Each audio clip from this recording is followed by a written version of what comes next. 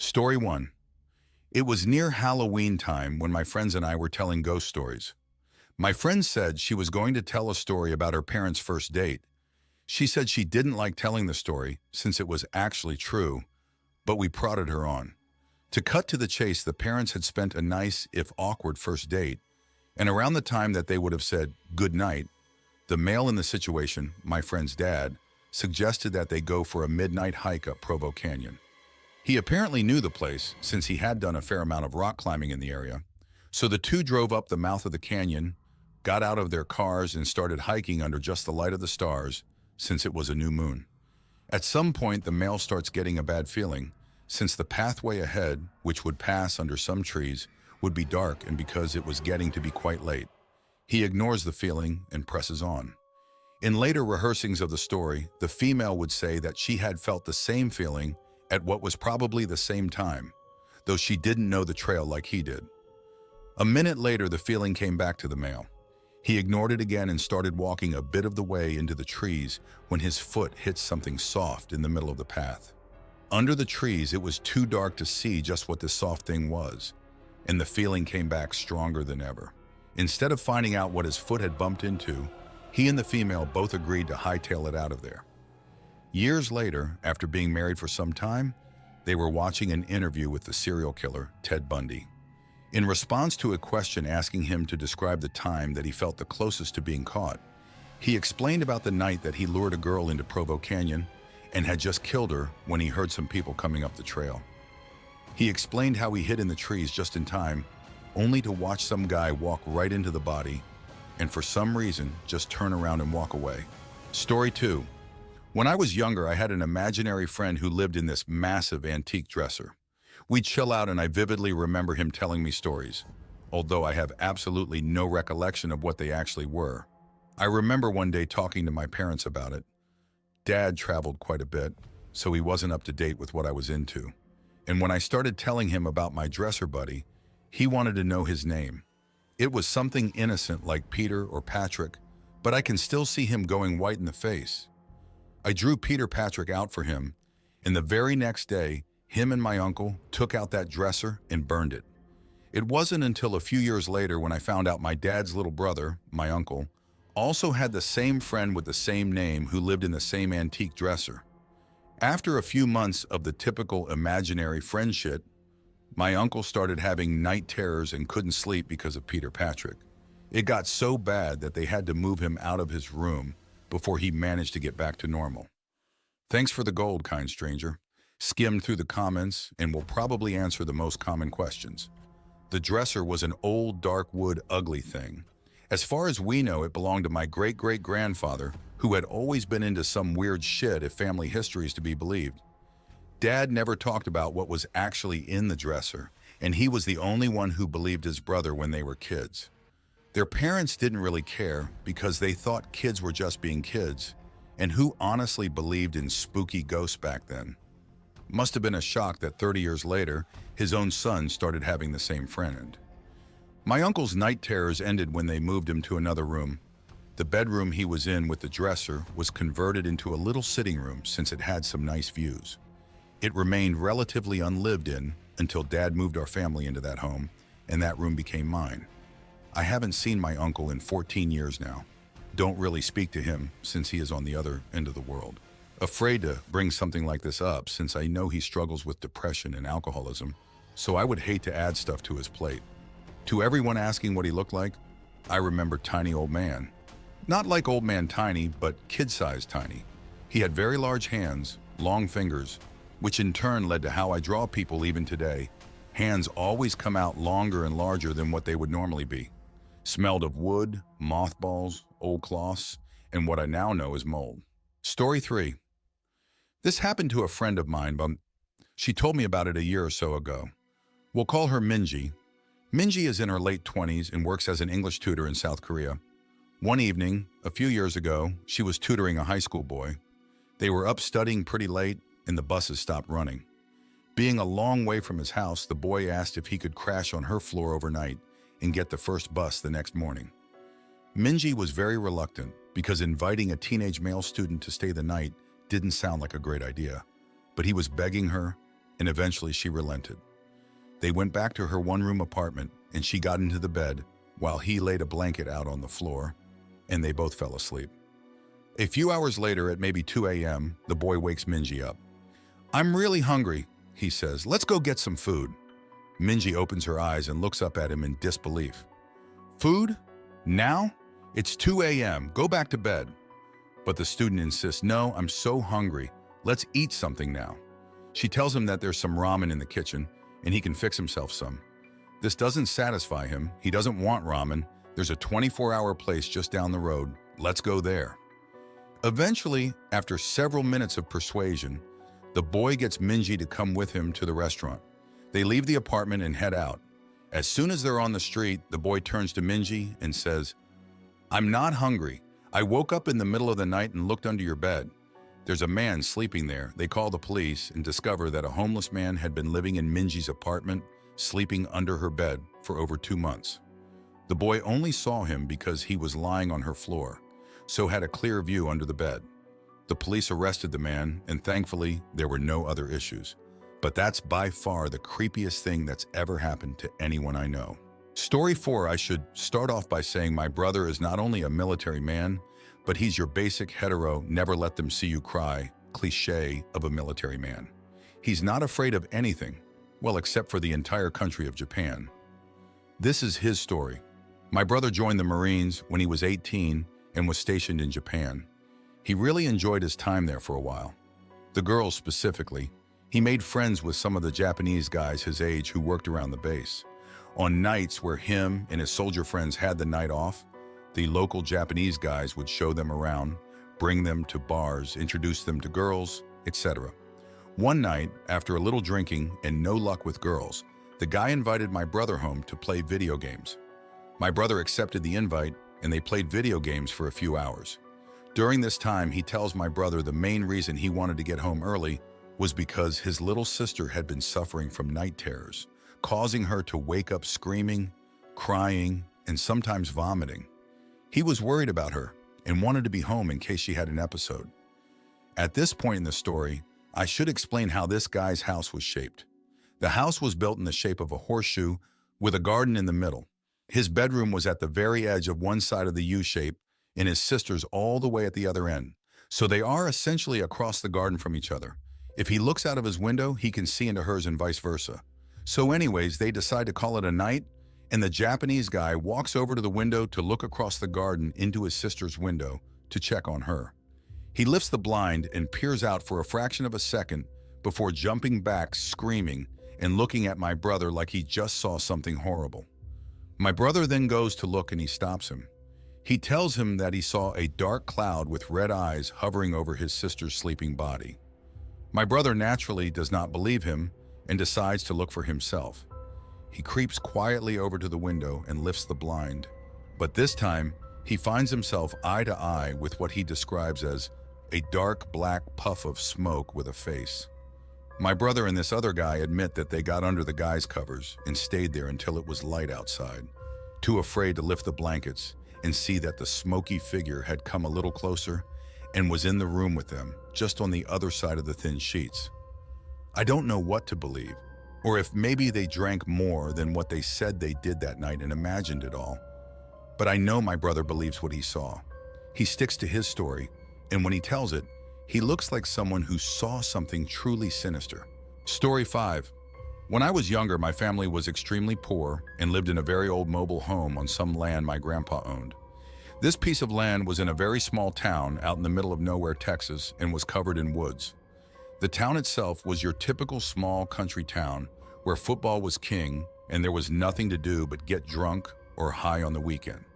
It was also the type of town, along with it being early 90s, where one didn't typically have to worry too much about locking their doors or setting an alarm.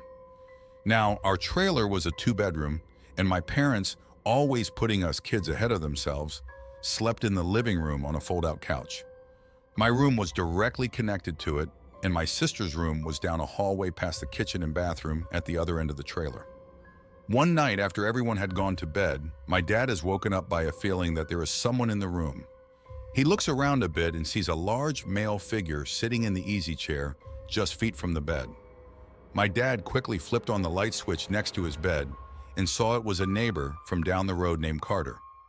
Carter was known to be a frequent drug user and was often in trouble with the law because of vices. My dad asked him what the fuck he was doing here and told him to get out, and he responded, "I can't get out.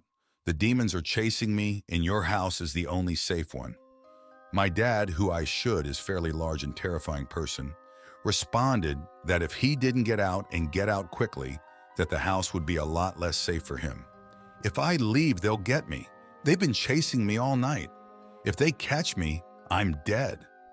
My dad's response was that there was no demons, but that if he didn't get the fuck out of his house, that he'd be dead. From what I've been told, since I was asleep for this part, my mom also hurled a few threats, and while she may not be big, she was equally as terrifying. I believe it was her anger that finally scared him off. My dad got up and locked the door and watched through the blinds as Carter decided. Since he couldn't outrun the demons, he'd steal our old beater Suburban that my dad always left the keys in. He drove around for about an hour. We called the police, and it took them about that long to get out to us since the closest police station was about 20 or 30 minutes away. He finally brought it back and was arrested and taken to jail. He was deemed crazy and ended up locked in a mental institution. The scarier part is that for years after this, we'd get phone calls where all we'd hear is music that would have lyrics like, "I'm going to fucking kill you." These calls lasted for years and followed us from house to house, even though we always had different numbers and would even be in different states. We always thought it was him sending us a message. The calls stopped when I was about 12. I later found out that it was around that time that Carter thought the best thing he could do for himself was soak himself in gasoline and set himself on fire. Story 6. My school's library is open until around 2 in the morning for the idiots like me who don't do their essays until the last minute. It's a pretty small building, and most of the books are in the basement area called the stacks. Just to give you a quick layout, there's the big main stairs that go down to the stacks, a vending machine room, and the long hallway with 4 entrances into the stacks. The stacks are 2 really big rooms on opposite sides of the hallway, with a huge amount of bookshelves and study desks lining the walls. I was there around 11 p.m. last year. It was a pretty research-intensive essay, so I was down in the stacks working in one of the study desks, so I didn't have to keep going upstairs and downstairs again. I had been there for maybe 2 hours, and everyone except for a boy working a few desks down from me had left already. I was pretty zoned out by this point. It was an 8 a.m. class, so I didn't have much time until it was due, and I was sort of panicking, so it really pissed me off when I heard someone flipping through book pages really fast to make them do that loud whir noise at the other end of the room. I sort of ignored it for a while, thinking they'd go away eventually, but they just kept doing it. After about 5 minutes, I got sick of it and started to walk over to tell them to knock it off. I get about 3 steps across the room and it just stopped. I sat back down and it was quiet again for like 10 more minutes before the flipping pages noise started again. Only loads louder, like they'd grabbed a huge book that time. The boy started to get pissed off too, and he stood up and started walking through the bookshelves trying to find them. It keeps going, so I got up too and started looking around with him.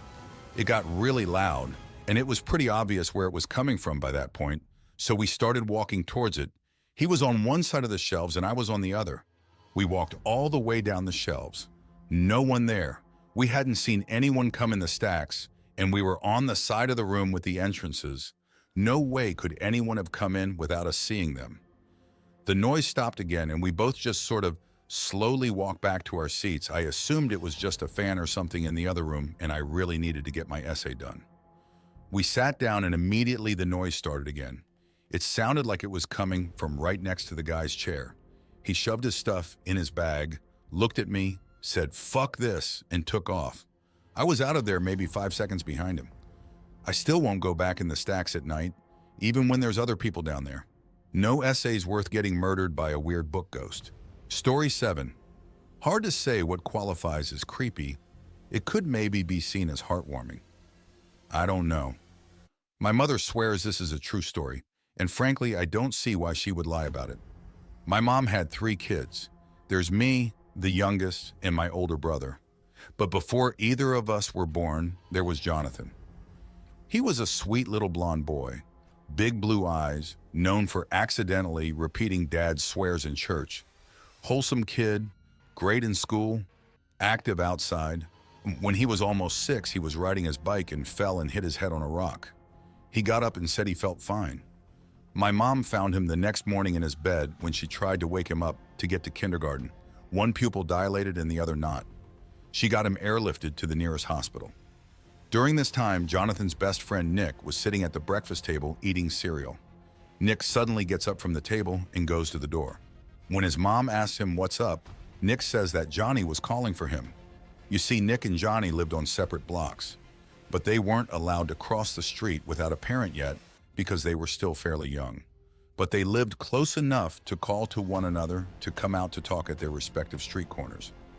So Nick goes out to the street corner while his mother receives a call from mine that Johnny was just declared dead in the hospital, idle brain aneurysm that was triggered by the fall. Nick's mom can hardly handle this news and is now wondering where her son went. But Nick comes back a few minutes later and says that he heard Johnny calling to him, but he wasn't at the street corner when he looked, then sits down to continue eating his cereal. When his mom asked Nick what Johnny was saying, Nick says he had come to say, "Goodbye." My mom told me this story when I was young, but it stuck with me. I wish I could have met him, but truthfully, I wouldn't be here to type this story to all you random strangers if he hadn't died. My mother only wanted 2 kids.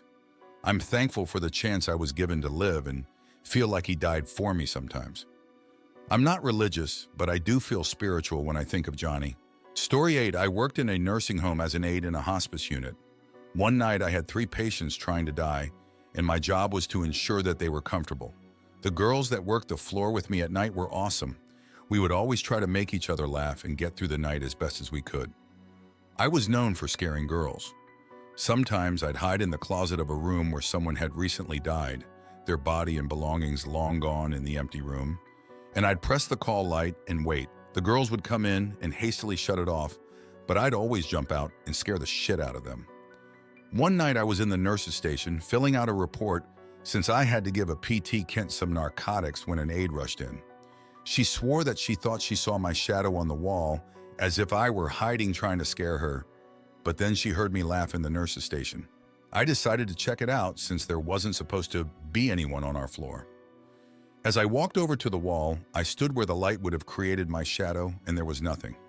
I laughed it off until the CNA started shrieking, and I turned around and a shadow seemingly rose up the wall from the ground out of nothing. I just stared at it and said, "Oh, for heaven's sake, is that the best you've got?" and walked back to the nursing station. A while later, I had to do rounds. As I walked towards a patient's room, I heard 3 knocks on the door that led outside to the patio by their room, and I saw an older gentleman dressed in all black. I couldn't let him in because I didn't have the access code, so I told him to hold on a moment and I would get the nurse to let him in. When she and I returned to the door, he was gone. She went outside and we couldn't find him, so I continued to the patient's room to check on him. Blood everywhere and the patient is on the floor bleeding. He had tried to get up, it appears, and flopped around a bit in his blood, trying to get up. The nurse lifted him back into the bed and we cleaned him up. There was nothing else we could do as he was DNR besides make sure he was comfortable. I went to my next patient's room and bam, DEAD, he had stopped breathing. I rushed to get the nurse and pulled his file. DNR also. We call the morgue and his family while I clean his body with an aide. I go to check on the patient that fell, vitals every 15 minutes for non-witness fall, and he's dead. I get the nurse. She's frustrated because this takes 2 aides off her floor to care for the deceased and lots of paperwork for her. As I'm walking down the hall for linens, I see the old man I originally saw outside walking past the nurse's station, and he whispered, "One more Jack, Mia, and then I'm done for the night, just one more." I jumped up because his whisper was so eerie, and I run to the direction he was going. A patient's room door slammed shut, and when I ran in, she looked directly at me and took her last breath and died. Her eyes still staring directly at me. For some reason, I remember her window being open and how odd it was. I ran to the window and didn't see anything and slammed it shut, checked the woman for a pulse and found nothing. The nurse had followed me and saw exactly what I saw and heard the voice whisper as I did. She was coming around the corner and swore she saw the man and then me jump up and run after him and, like me, saw the patient's room door slam shut before I could get in there. When I had turned around, I saw the nurse standing in the doorway and she could only say, "I fucking saw it too. Oh my God, I fucking saw it too." Story 9. Around the time I was 19, I was deployed to Iraq. My unit worked with bombs, and honestly, I didn't know I would make it home intact. About halfway through my tour, the Red Cross notified my unit that my father was terminally ill. Within a week, I was on a plane back to the States. Now my dad being ill was something I had grown used to. He was strong though, and I never expected to actually lose him. I lost my mother when I was 7, and my father's lungs had collapsed shortly before then. He was on oxygen and needed a wheelchair to go anywhere. Medication by the handfuls were needed every few hours. He gained weight from limited movement, developed diabetes, and had already beaten cancer once. I never expected to lose him, and he wasn't the type to ever give up. I arrive home, head to the hospital, and he assures me he's fine and they're overreacting. I visit him every day I'm there, but he tells me he'll be fine by the time I get home. For good. I reluctantly go back overseas. I call his hospital whenever I have a few minutes of free time and we're near a call center. My deployment finishes and he kept his promise. He comes home from the hospital because he says he doesn't want to die there. He gets worse and goes back. The family all visits, but we know he isn't improving. One day I'm at home and the phone rings. It's an unknown number, so I don't answer. It goes to the answering machine and a very raspy voice mumbles, "Call the hospital." It's my dad. I grab the phone, but he already hung up, so I call. They tell me he's been intubated for the past couple hours and he just started going into cardiac arrest. He's non-responsive and we need to come say our goodbyes. I argue that he just called me, and she says that's not possible. They've been working on him for some time now. I hung up and told my family the news. My sister and I stared at the answering machine. We played the tape again and again. That was the last time I heard my father's voice. I'm a skeptic. I don't believe in the paranormal or ghosts, and I cannot come up with any logical explanation. I still get watery-eyed thinking about it. Thanks for watching. Don't leave before leaving a like to this video. Also hit the subscribe button to support my work. And as always, have a horrific nightmare, my dear.